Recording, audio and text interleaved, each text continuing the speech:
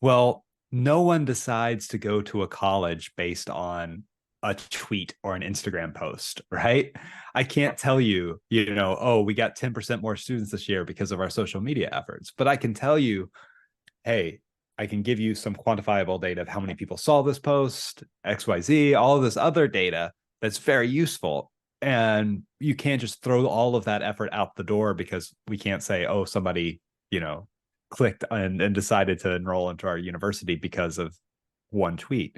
It's unrealistic expectation, but you still need to have that. Like it always would make me laugh in higher ed, but they all the powers that be all wanted billboards, Yeah. and it was just like, okay, well, no one decides to go to school on a billboard for sure, right? So, but you're questioning the value of social media, but you're just throwing money at billboards. There's just, it's, you really do need to take all of that data into account and see what you're getting. Hi, welcome to the Digital Vigyaan podcast. Vigyaan is a Sanskrit term for science, and that's precisely what this podcast is all about, the science behind digital marketing. I'm your host, Dronacharya Dave, and I'm here to speak with experts from different domains of digital marketing as well as industry segments and learn their opinion on the ever changing landscape of digital marketing. Hello, everyone, and welcome to another insightful episode of Digital Vigyaan Podcast, your channel to explore the science behind digital marketing. This week's podcast was extra special as I had my very first international speaker on the show, John Stephen Stansel. John is an award winning social media professional with over a decade of experience managing, building, and creating content for brand social media accounts. He has run social media accounts for Amazon Prime's Invincible animated series, Hyper RPG, Better Place Forest, the University of Central Arkansas, Texas State University, as well as consulting for many television series, films, and small businesses. I picked his brain to learn about how to make the most of LinkedIn as a platform for social media marketing, why it has become one of the most prominent platforms for brands to reach their audience, and what really works. Here's how the conversation unfolded. Hi, John. Welcome to the Digital Vigyaan podcast. Hello, thanks for having me. I'm excited to be here. Yeah. How are you today? Doing good, doing good. It's So a first, Friday as we're recording, so it yeah. couldn't be better. Before we begin, I understand that you going through COVID, so I just wanted to check if you're coping up well now. Oh yeah, doing a lot better. We caught it as for the first time for me. Made it to this point without it, but doing mostly better now. If I'm a little throaty or coughy, I apologize, Yeah, that's all but right. almost all clear now. That's great. That's great to know. For our listeners, first of all, before we begin into the nitty-gritties of today's topic, which is your area of expertise, LinkedIn, uh, why don't you just give a brief, a little intro about yourself for our audience? Yeah, my name's John Steven Stansel. I go by John Steven or JS. I'm a social media strategist. I've been doing it for about as long as you could do social media as a career. So over 10 years now. I got my start doing social media in higher ed for universities and colleges, and also in local government, before switching over to the entertainment industry, which is where I am now, doing social media for television shows, films, comic books, a little bit of everything. So it's quite a change, but I really enjoy being able to do that. Great, great, awesome. Uh, John, it's interesting. I was going through your LinkedIn profile, and your profile description says that I say things louder for the people in back, right? Who are these people in back? I mean, that's just kind of a common expression. I started posting my thoughts about marketing and social media, both on Twitter and now more on LinkedIn. I would get people replying, louder for the people in back, which is just a common thing we say here in the States when somebody says something, just, oh, you nailed it. More people need to hear this. And that's kind of how I approach the content that I create for my personal accounts is, I don't really hold back. I like to tell the truth about what I see in the world of marketing, and just say the things that need to be said. I suppose people who would go and check out John's LinkedIn profile, they would understand what he's telling about right now, what he's talking about right now. That not holding back, just saying, what it is, how it is.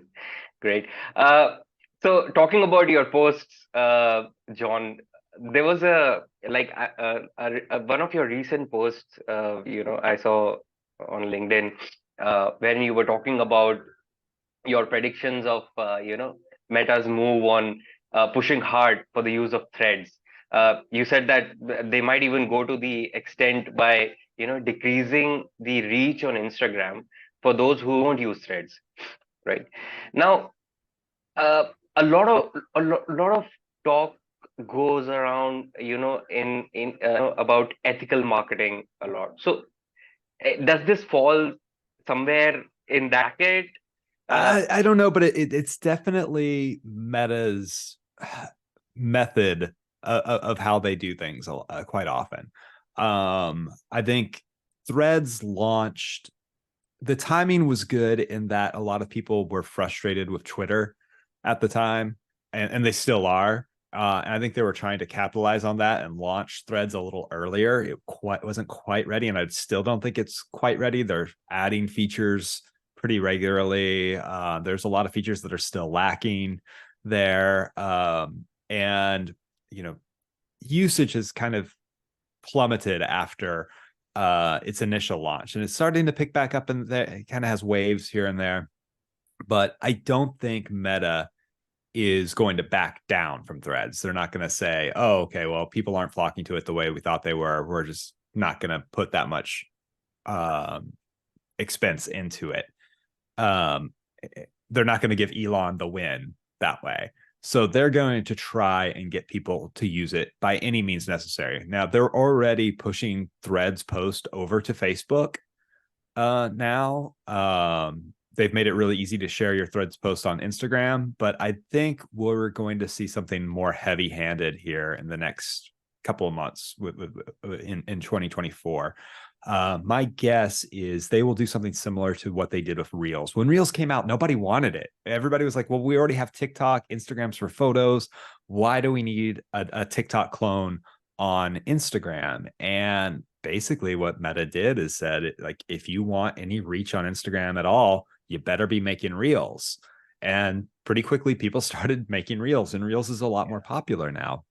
And I think though we'll do something similar to Threads. I don't know what that's going to look like. My guess will be, like I mentioned in that post, is one of two things. It's either going to be, hey, if you're using Threads, we are, for brands and creators, we are going to just give you so much reach, you won't be able to stay away. Everybody's going to see your post. Or the opposite of that, the carrot or the stick, as we say, right? Yeah, or I actually, it's going to be I actually was about to ask you that. Isn't there a chance that this might just, uh, you know, fall on the opposite side for Meta? Yeah. It might just hit them back, probably.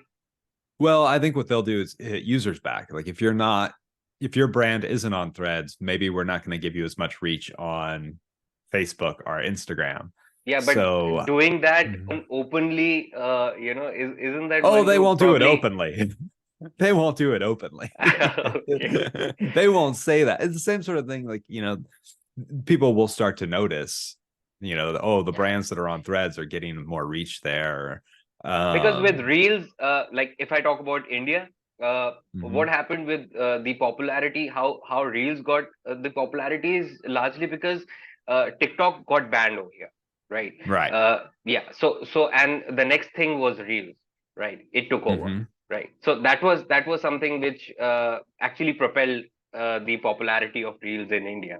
But yeah, I mean, when it comes to Threads, I think it's still picking up, and I think what from what you said, this could be one strategy by Meta to probably not letting Elon having it easy. Right. They're gonna put resources behind threads and really push for more people to use it. So we'll see what they do. I know like for here in the States, the switch to Reels was tough because TikTok is still, Yeah, number one, and nobody yeah. really wanted to use Reels. So they really had to kind of twist some arms to get people using it and making it more active here. Right. What I want to get into now, John, is a little bit about personal branding, right? Mhm. Something, the term that's been going around these days, largely on LinkedIn. Uh, so, in fact, like if I talk about myself, like if I open LinkedIn in the morning or any time of the day, I'm like uh, feed it with an endless barrage of thought leaders sharing their success tips. You know, is that what LinkedIn has become today? Like everybody becoming a tutor, telling what others what's right, what's wrong. Half of it is sounds repetitive. In fact, It does sound very repetitive, a lot of it. is And I that think, the kind of content that LinkedIn has turned into these days now? well, I mean, that's kind of what LinkedIn's always been to some extent. I think it's actually getting a little better as we see that decline of Twitter, and some of the folks that were more Twitter thought leaders are coming over to LinkedIn, but they're still holding on to, they're still using it a little bit like Twitter. They're still talking in that same kind of less formal tone. And that's great, because that's what personal branding is, right? You are uniquely you. You write in a unique way, you post in a unique way. And if you're using your unique voice on LinkedIn, you're going to stand out beyond all of those other thought leaders that kind of sound alike. They're playing it safe a little bit. They're using the kind of the tried and true formats. They're using um, very corporate jargon that people don't relate to. Or I've even seen some that are just like making their post from AI and chat GPT where they don't even sound human anymore. And I think if you want to build a strong personal brand, you have to be personal, right? There has to be a personality behind that brand. And that's different for everybody. Like if you're listening to this and you're thinking like, oh, I'd like to do more personal branding on LinkedIn, it's part of it is like, be true to yourself, right? Don't try to be, you know, the next, don't try to be Gary V. Like, be Just yourself. just be you. Yeah. Right. Right. And I think you'll stand out that way. Yeah. Uh, in fact, what I have also come across is there are a segment of a section of people who are actually not really amused by this whole personal branding thing going around. Mhm. In For the matter of fact, like just a few days back, one of my LinkedIn connects, I saw his post, where he was like, literally showing his frustration of people using this personal branding tags. Uh, so like what he his exact words were like, personal branding is the biggest nonsense of the decade.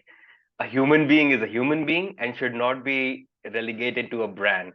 I would find it insulting if anyone called me a brand. We are God's creatures and not some commercial entities to be purchased and consumed.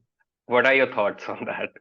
Well, Is it a thing, or is it like objectifying people, or personal branding is I actually? think personal branding might need some rebranding, because I think a lot of people see it as like, oh, you're trying to be an influencer, or Yeah. because when you think of that, you think of like kind of the negative influence, the kind of very vanity, like, oh, I'm taking a picture of myself in a private jet or here out on the beach.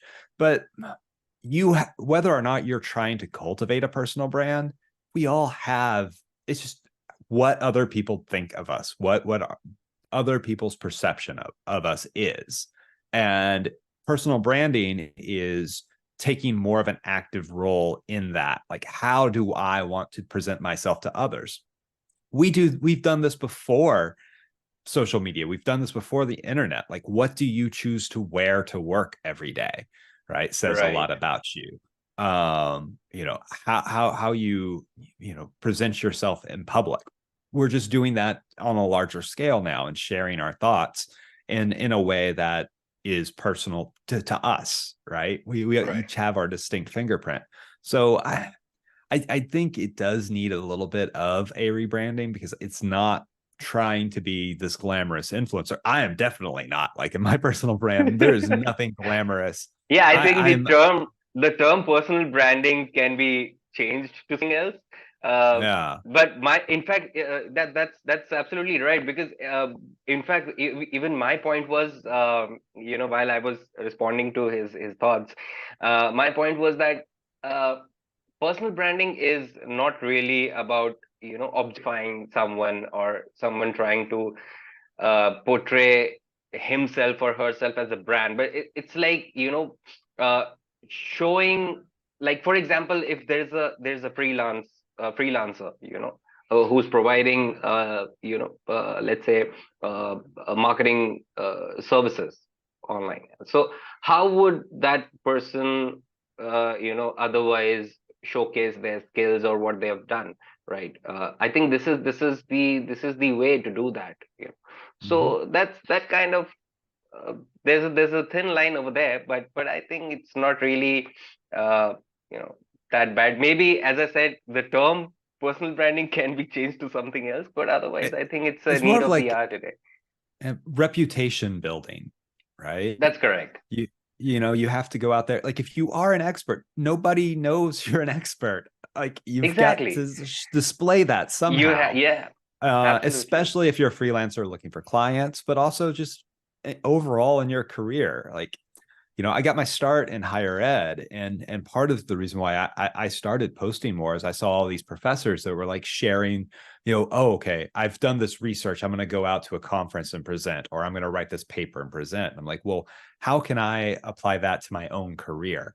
How can I show this reputation of, okay, I know what I'm doing in social media marketing, and that's like, okay, I'm going to use social media because that's what I do professionally. But sharing your own knowledge is a one, it benefits your professional community, and two, you get that side effect of being known as an expert in your field, which I think we all want in some sort of way. Absolutely, absolutely. uh, right. So also, uh, talking about, like, again, there is something I want to get back to is, again, one of your posts that I was going through. Uh, to all my listeners right now who's listening to this podcast, guys, you you really have to go and follow John and see the kind of posts he's doing every day on LinkedIn, because I'll tell you, you'll find not just a lot of insights if you're coming from social media background, uh, but also, there'll be a lot of different angles to it. Because my next question is, again, one of the posts that I was going through, and I wanted to understand basically from you, that as a social media expert, as a LinkedIn expert, what are the key KPIs that you probably look at?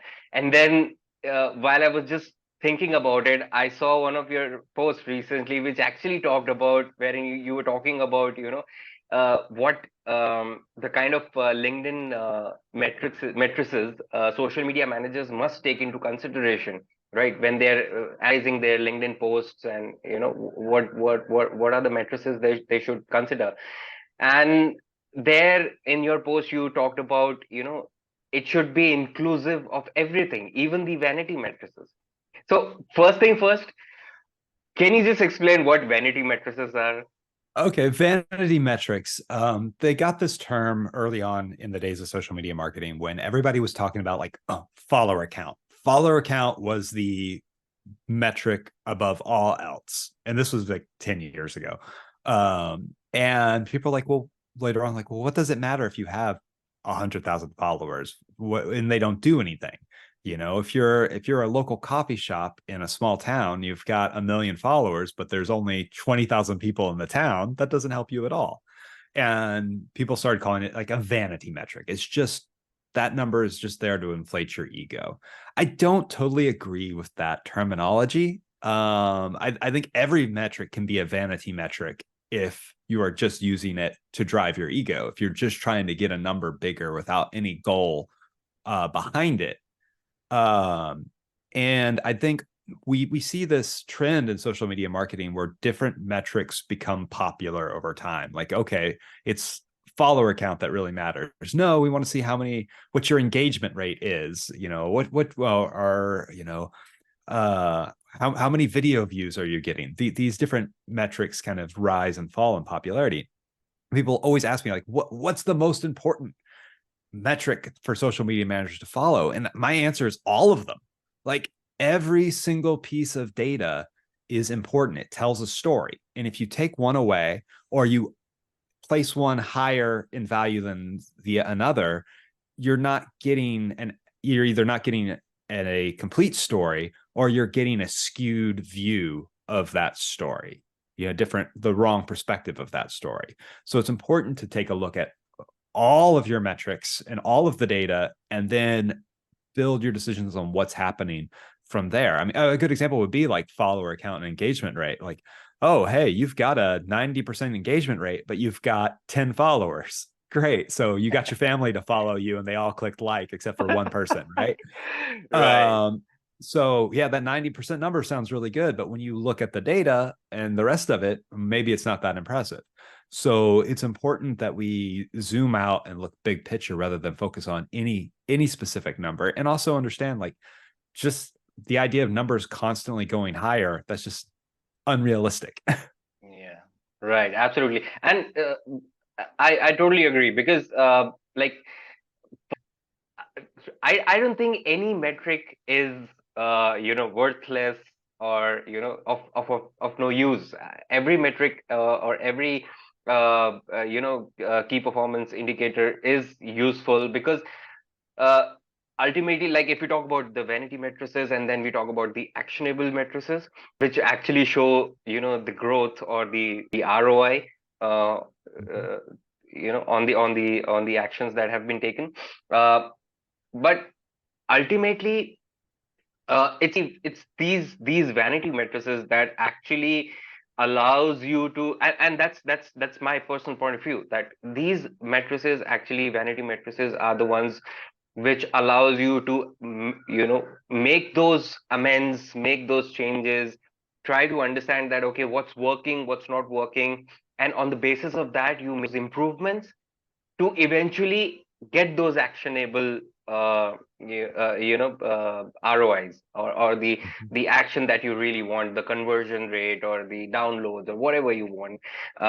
It's basically based on those vanity matrices, basically. So for example, let's say, if like, if you talk about GA, so somebody is going through Google Analytics and seeing that, okay, uh, the number of the traffic count on my website in this quarter increased 15% from the last quarter, and specifically on this XYZ page, right?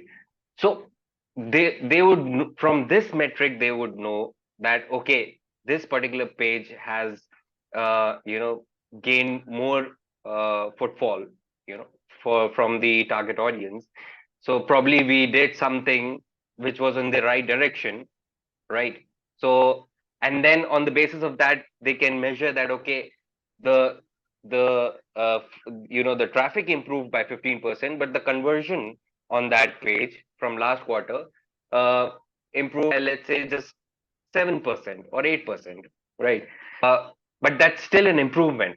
So in that manner, if we talk about the vanity matrices and the actionable matrices, so the vanity matrix about traffic improvement, one can say that it's not actionable, so it's of no use. But ultimately, based on that, we could figure out that, okay, yeah, something happened.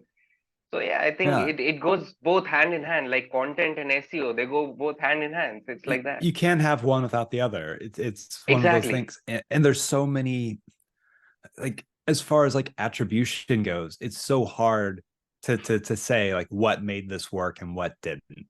my background's in higher ed, so I was running social networks for universities, and primary goals like we need to get more students, right? Well, no one decides to go to a college based on a tweet or an Instagram post, right? I can't tell you, oh, we got 10% more students this year because of our social media efforts, but I can tell you, hey, I can give you some quantifiable data of how many people saw this post, XYZ, all of this other data that's very useful. And you can't just throw all of that effort out the door because we can't say, oh, somebody, clicked and decided to enroll into our university because of one tweet. It's unrealistic expectation, but you still need to have that. Like, it always would make me laugh in higher ed. Would they all the powers that be all wanted billboards, Yeah. and it was just like, okay, well, no one decides to go to school on a billboard for sure, right? So, but you're questioning the value of social media, but you're just throwing money at billboards. There's just, it's you really do need to take all of that data into account and see what you're getting. Right. So, uh, just extending to that particular topic, what are the key matrices, that you, as a, like, when you are doing your projects, or when you are doing your work, what are the key matrices that you actually, make sure that you're measuring those, you're not missing out on them. That, okay, these 5 things I'm going to go through before I move ahead. All of them. Like, all of them. They all tell a part of the story. You can't like Yeah. overvalue another. But one thing I do feel is really important, I think gets neglected, is we can talk about numbers and metrics all day.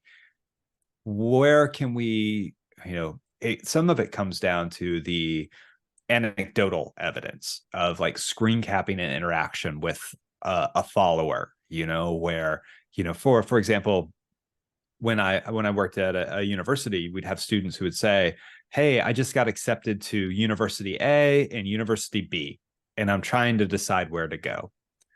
And from our university account, we would reply, hey, we're so glad you got accepted to our university. I know it's a tough decision. If you have any questions, just let us know. University B doesn't reply, right?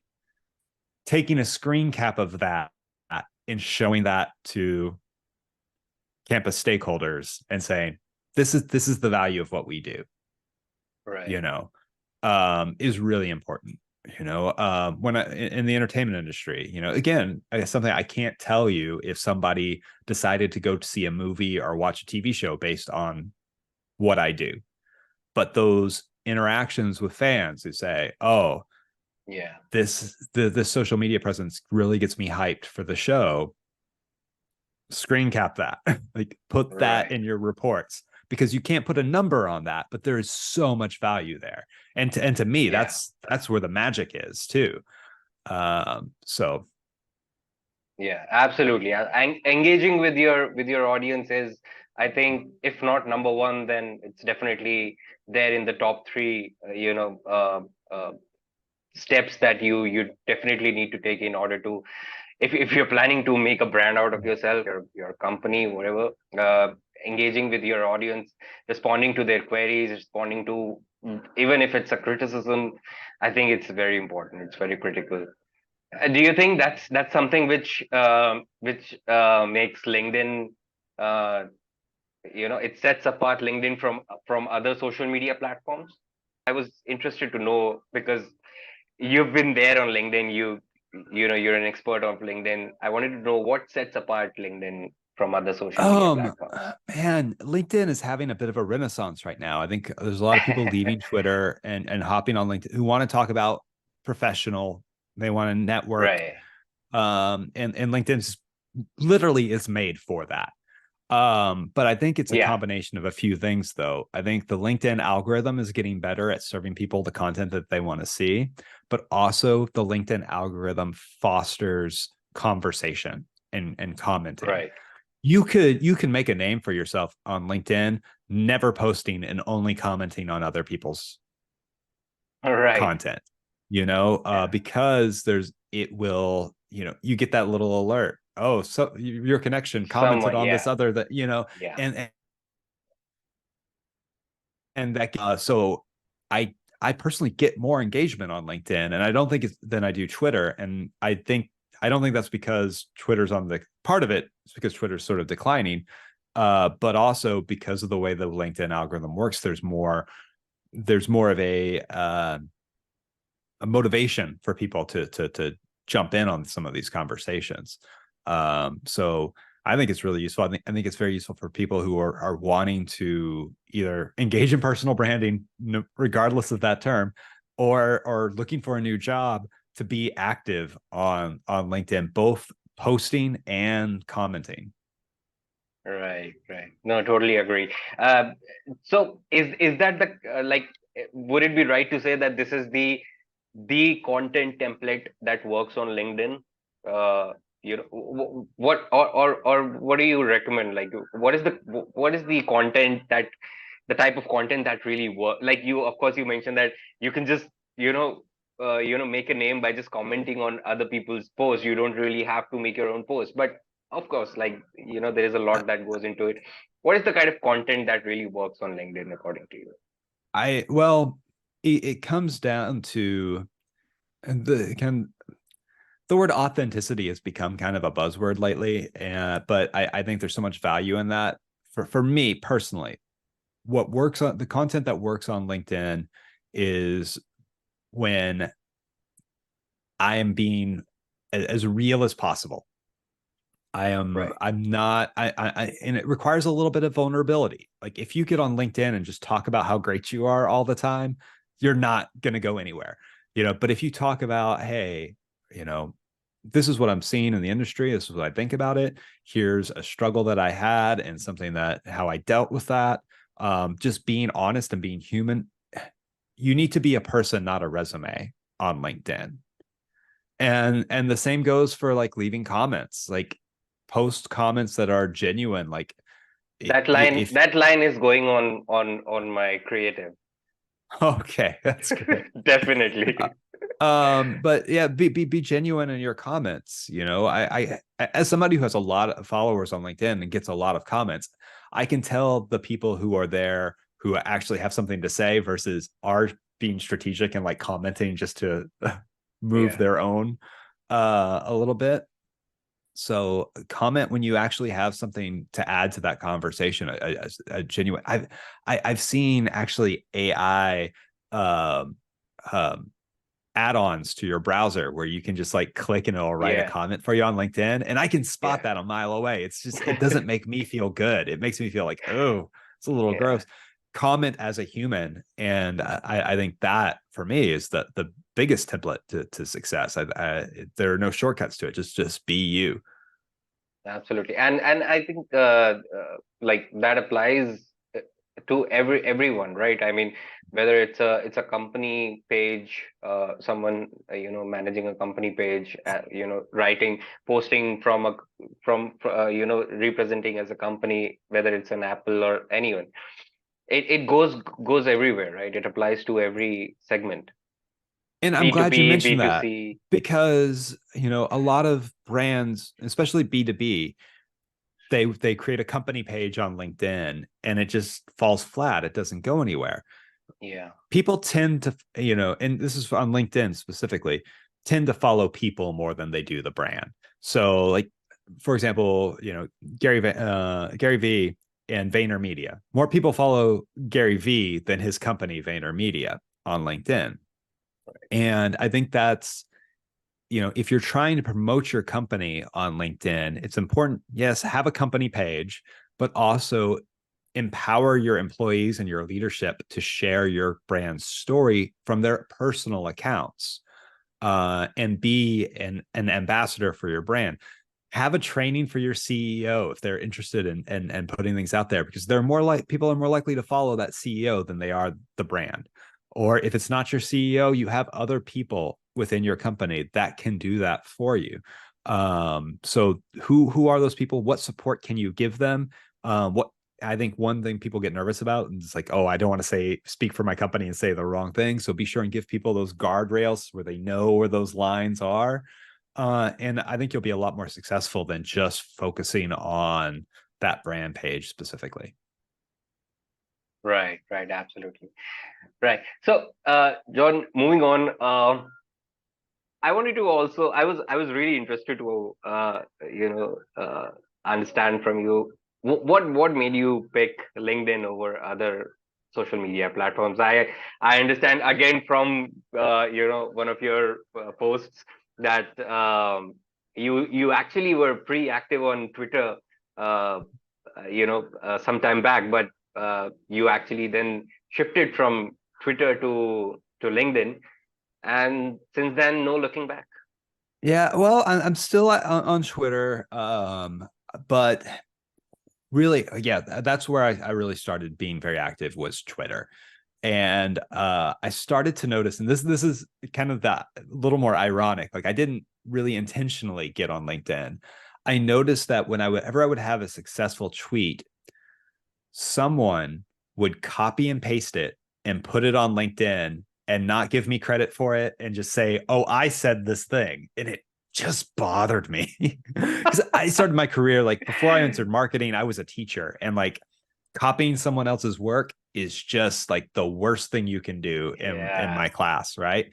So I was like, well, if people are copying and pasting my Twitter content over on LinkedIn, I'm just gonna beat them to the punch. I'm just gonna do like and start copying and paste. And based for a long time, my Twitter feed was my LinkedIn feed was just copying and pasting my Twitter feed. It was just a mirror image. And oh, eventually I started seeing some success there and growing. I'm like, well, I have more characters on LinkedIn. So why don't I take some of these ideas I'm putting on Twitter and expand on them, you know, do more with them. And I went back to like some of my older Twitter post and was like, okay, this did really well before I was active on LinkedIn. Can I reword this? How can I say this differently? What can I add to this to provide more context and put it on LinkedIn? And before I knew it, my LinkedIn was just actually beat my number. I was getting close. I don't talk about vanity metrics, like talking about your own followers feels a little vain, but like I'm a data person too, so I like to look at yeah, my own data. You know, I was getting close to 30,000 followers on both Twitter and LinkedIn, and I just noticed like Twitter growth was slowing down and LinkedIn was speeding up, and I hit 30,000 before on LinkedIn, and I still haven't hit that on Twitter yet. I'm still like 150 followers away on Twitter, where LinkedIn I hit it over a month ago. So the growth yeah, there is much faster now, especially as Twitter is kind of, or X, I should say, is kind of in this weird space right now. So there's so much room for growth on LinkedIn right now. It's unreal. yeah. Absolutely agree. Because I'm if I talk about myself, today if I look back and I feel really amazed that I've been working in the industry for nearly a decade now, and it's been just what, maybe 3 to 4 years that I've actually uh, started being really active and started to understand, realize the potential that LinkedIn holds, and not just to have it as a social, a potent social media marketing platform, but also to portray your professional skills as well and upgrade your skills as well. Uh, Mhm. so yeah, absolutely. I mean, I totally agree on that. In fact, talking about how LinkedIn has evolved, and uh, not just and this is not just for LinkedIn, but I would probably like to have your views on, because uh, a lot of new and emerging technologies are hitting these days across verticals, be it in content, be it in performance marketing, SEO, and social media is definitely not a loaf. So what are some of the these new technologies, especially in social media, that you are really like amazed with, that okay, yeah, these are really good, and or maybe some Um, trends that you you think that know, okay, this changed the wave. I'd be remiss if I didn't say AI. That's what everybody's saying right now. Yeah, I am as impressed as I am with AI, I'm still very skeptical of it. And to see where it goes, because right now it just feels like every single company is trying to cram AI into like everything, even if there's like no need for it at all. Like I'm waiting for like a cookie brand to be like AI cookies or whatever. But like I as I logged into Zoom for this, it showed up like this new AI tool in Zoom. Like, what do I need AI and for video chats for? I think there's so much potential there, but also I think it may, but and so many people are worried like, oh, AI is going to kill, writing careers. It's going to kill, graphic design. And I don't think that's true. I think there is a danger because I think you do have clients who are going to always try and take shortcuts and cheap out and be like, oh, okay, we don't have to hire a writer. We can have AI do it.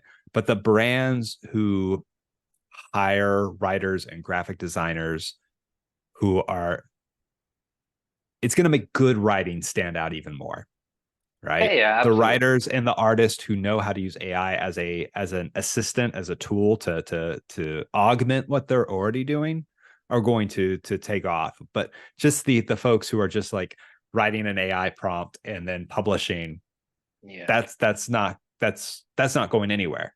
That's not going to get your brand anywhere.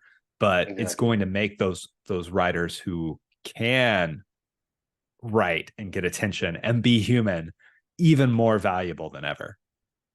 Absolutely. Yeah, and I totally concur with that because I'm also of the opinion that yes, there are apprehensions regarding these automation tools coming up, Chat GPT, and personally, I feel with the emergence of Chat GPT, this entire conversation around generative AI came into the picture. But there have been several similar automation writing tools already available before Chat GPT even came in. The Jasper was there, and copy.ai was there. So these kind of softwares were already there available, but it's just that Well, with ChatGPT coming in, the hype, was like, it all got the the hype the over there. the calculator didn't eliminate the need for accountants, right? There you go. So I kind of see it the same way. Yeah, But it's also the things like the people that become over reliant on that tool are going to suffer, right? yeah, You that's need to bad. Yeah, have, right. You need it to have that human there. Like even like back to the accountant calculator metaphor, you need a human there, like looking at those numbers who can actually make those connections and say, okay, this is what's going on here. And same with a human writer who can look at that AI content and go, oh, okay, we need to change this up here or just start from scratch. exactly. Yeah, So, yeah. Right, John. So before we end, just one more thing I wanted to understand.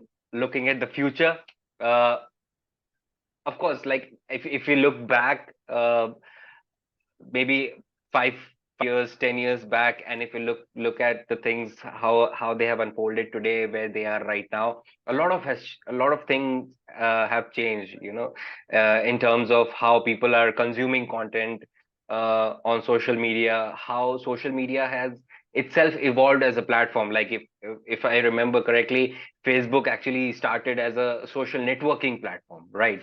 It was just plain simply for social networking, but today that's long gone. It's all marketing and advertising and branding and whatnot. Uh, Same goes for a lot of other social media. So the purpose of social media and the kind of content that gets consumed, the kind of content that gets generated, it all has evolved a lot in the last 5-10 years.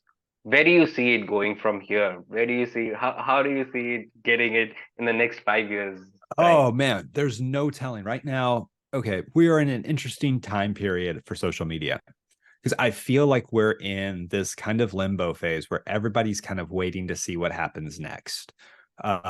Twitter, like whether or not you use Twitter or your brand uses Twitter, the changes that it's kind of crumbling right now, and that affects the entire social media ecosystem, right? You have Twitter thought leaders jumping over to LinkedIn. You have brands trying to figure out, whoa, should I be on Threads? Should I be on Blue Sky? Should I be on Mastodon? Should I not be on any of them and like double down on Instagram? So everybody's kind of waiting to see like what happens.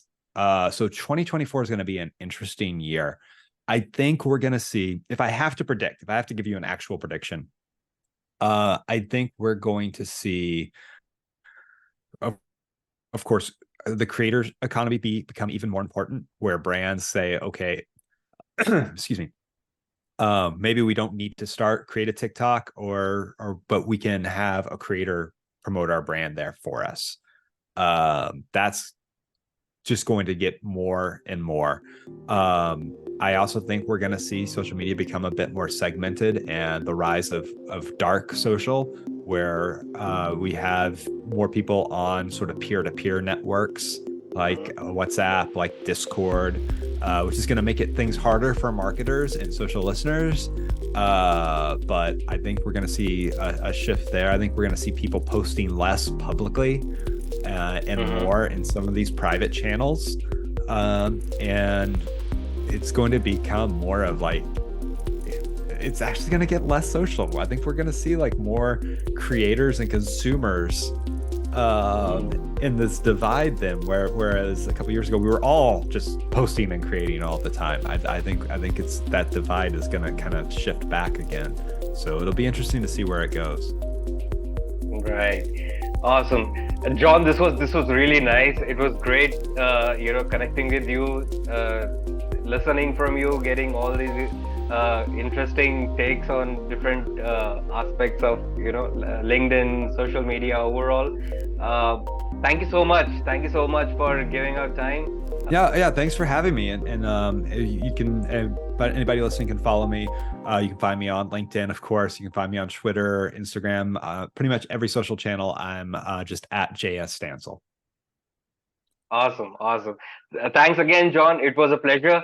And I hope that, maybe we can do this again someday, a part 2 of sorts, and Excellent. maybe discuss on a few more things, because social media and LinkedIn, it's a deep well. There are a lot of things to talk about, and I'm sure by that time I'll have a few more of your interesting posts which I can take up, and we can probably talk about that as well. Excellent. I look forward to it. Awesome. All right, John. So thanks again for joining Digital Vigyaan podcast, and you have a great day. You too. Thank you for tuning in. If you like the podcast, please do subscribe to my channel on Spotify, Amazon Music, Apple Podcast, and Google Podcast.